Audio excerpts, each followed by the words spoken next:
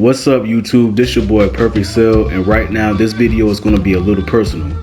It's not getting promoted. As a matter of fact, everyone who subscribed to me up to this point are probably going to be the only ones who's going to watch this video anyway. And it's alright because this is not a publicity stunt anyhow. This is just me letting all my past ill will go so I can make a better future for myself. Just in case if you didn't know, around 2017 I started making videos, and honestly looking back at most of the first videos that I made, I didn't really like them because I was in a dark place at the time, and when I made them they were a little hateful, and truth be told I was speaking my mind, but my mind was not in the right place. Like, it was just a whole bunch of demons clouding up my vision and whatnot. But anyway, I wanted to start this video on the topic of hip-hop. And then I'm gonna go and get to how I am and how I was. So about 2 years ago, almost 3 years ago, I made a video about mumble rap. And I'm not gonna tell you the exact title of it because I want this to be a kid-friendly video. But this video is basically me shunning the genre and anybody who listens to it. Look, I'ma just say it like this: if you like that type of music, that's fine. I really don't care. Me personally, I don't like that type of music. I like music with skill, creativity, and effort. And I don't see that in the mumble rap genre. I just don't see it. Now, I understand, y'all like to listen to music to turn up and whatnot, and get lit and whatnot, but that's not for me. I don't care for the party life. I don't care for the club life. That's just not what I'm into. I like going to sporting events. I like going to concerts. I like video games, and I like researching things that sparks my interest. And I like to work out and all of this other stuff. I don't like the club life. Don't get me wrong, I do like some turn up songs, but I only got like 500 songs in my playlist out of like 3,500 songs. So, and all the other songs really is a bunch of like stuff that has talent in it, stuff that are funny to me, and stuff that are like a little nerdy. But just because I have some turn up songs in my playlist does not mean I like mumble rap, nor do I have any of those songs in my playlist. Now, don't get me wrong, I do prefer 90s rap, but not for the same reason that old heads like the 90s hip hop. Most old heads, they like 90s rap because they think today's rap is trash. And honestly, I don't think that's true. Like, yeah, new rap kind of has its ups and downs, but I still think there's a whole bunch of artists that are pretty decent and they're pretty like good. And honestly, I think some of the new artists are better than some of the old artists. That's just my opinion. But the reason why I prefer 90s rap over today's rap is because that's the time where all of my favorite rappers of all time either came out in that era or was in their prime in that era. In most cases, both. Which leads me to the next topic. And this is for my Tupac fans out there. And to my Tupac fans that are watching this, y'all need to stop being so butthurt whenever somebody say something negative about Tupac.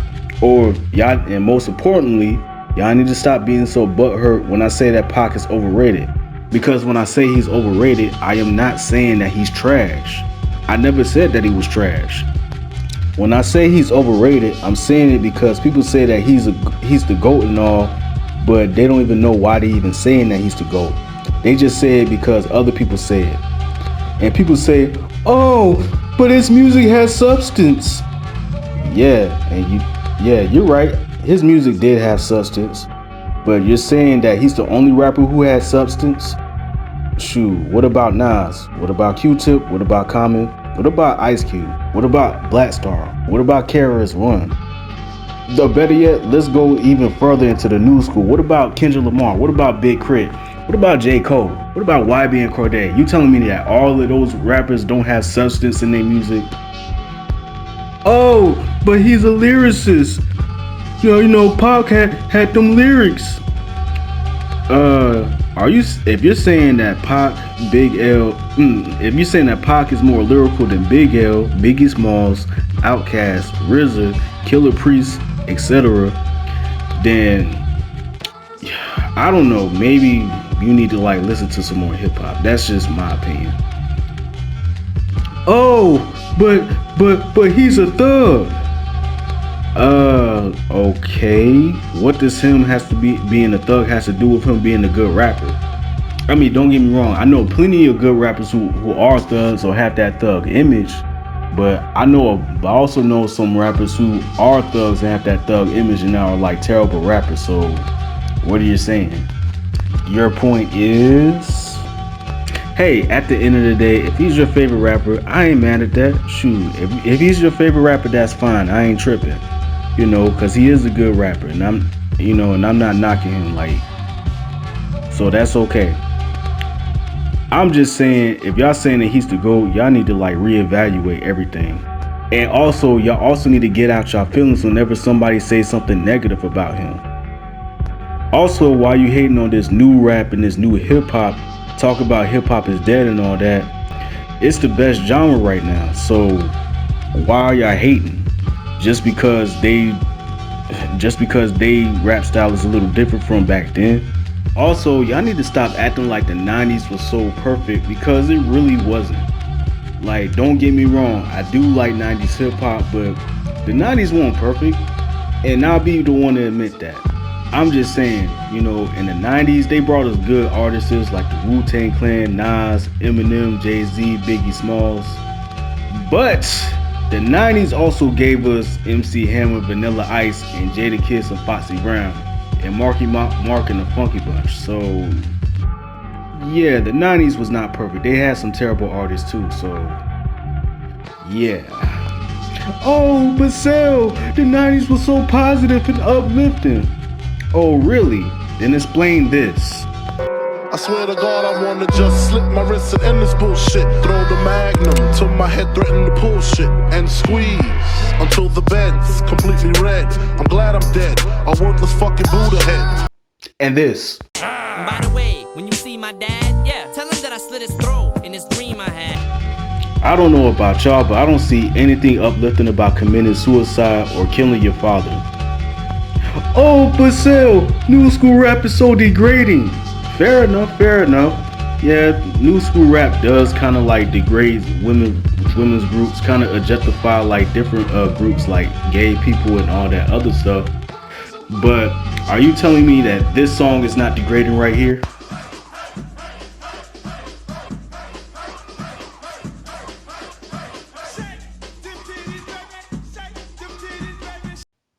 Or this song?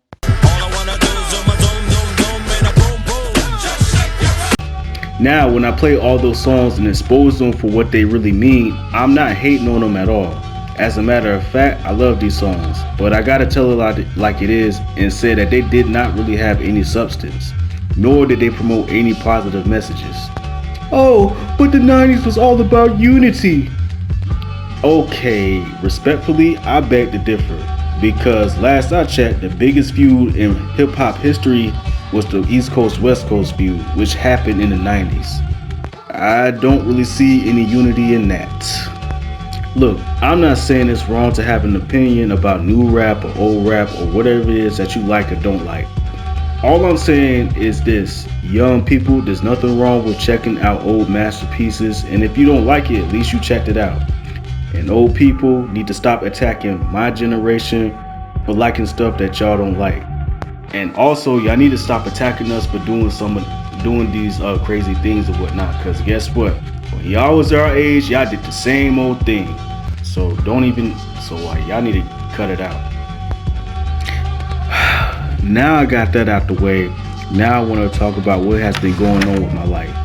Because like I said before, I was in a dark stage of my life. I was in a part of my life where I wasn't very happy, really. For starters, my whole family seen me as just another lost cause in the family. I went from being the family's MVP of my generation to sort of like the black sheep.